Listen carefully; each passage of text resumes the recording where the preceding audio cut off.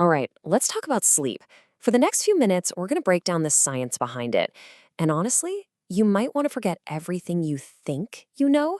We're about to look at a super simple, science backed approach that could literally transform how you feel every single day.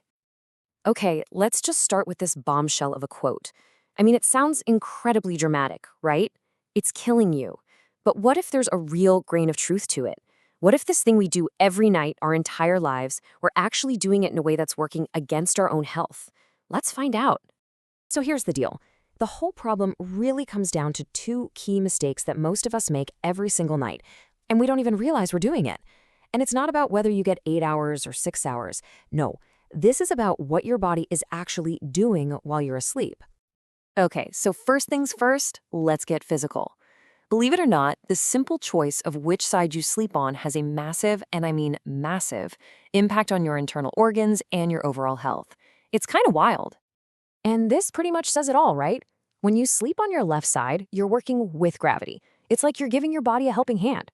This helps with digestion and makes it way easier for your heart to do its job. But when you sleep on your right side, or even worse, on your stomach, you're forcing your body to fight gravity all night long. So let's dig into the why here, because this is where it gets really cool. Your stomach and your spleen, they both hang out on the left side of your body. So when you lie on your left, gravity just pulls everything in the right direction. Waste moves through your system way more efficiently. It means less heartburn, less indigestion. And for your heart, well, the main artery that pumps blood, the aorta, isn't getting squished. It's simple physics. But for your biology? So look, if you remember just one thing about your sleeping position, please let it be this.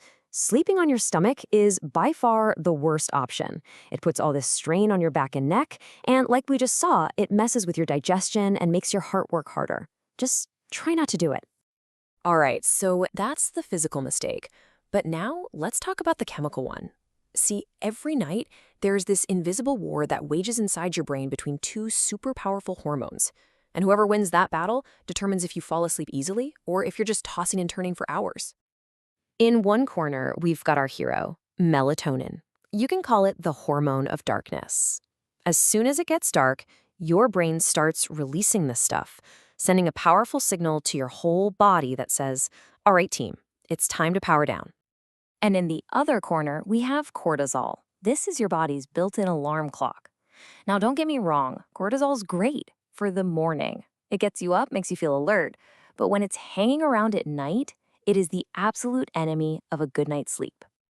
In a perfect world, these two work together in this beautiful rhythm. It's like a perfectly choreographed dance. As you can see, when one goes up, the other should go down. Darkness falls, melatonin rises, cortisol drops. Then, the sun rises, cortisol spikes, and melatonin fades away. It is nature's perfect switch for sleeping and waking. And you knew there was a but coming, right? There is a saboteur in this perfect system. And for most of us, it's that glowing rectangle we hold in our hands every single night. That screen is sending a very, very confusing signal to our brain. Here's exactly how it works. That specific blue light coming from our screens basically mimics daylight. Your brain, your ancient caveman brain, it can't tell the difference between the sun and your smartphone. So what happens? It thinks it's still noon.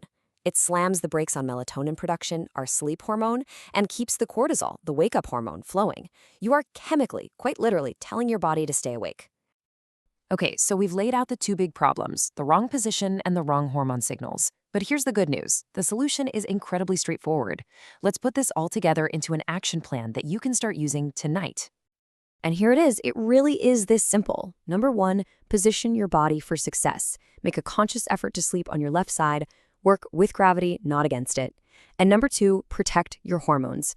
Put your phone away maybe an hour before bed. Create that darkness so your melatonin can finally do its job. That's it. That's the protocol. So the only question left is, which of these are you going to focus on tonight? Are you going to consciously choose to sleep on your left side? Or are you going to create that screen-free hour before bed? Just pick one. Just one small change, based on the science we just covered, can be the start of a much smarter, much healthier way of sleeping.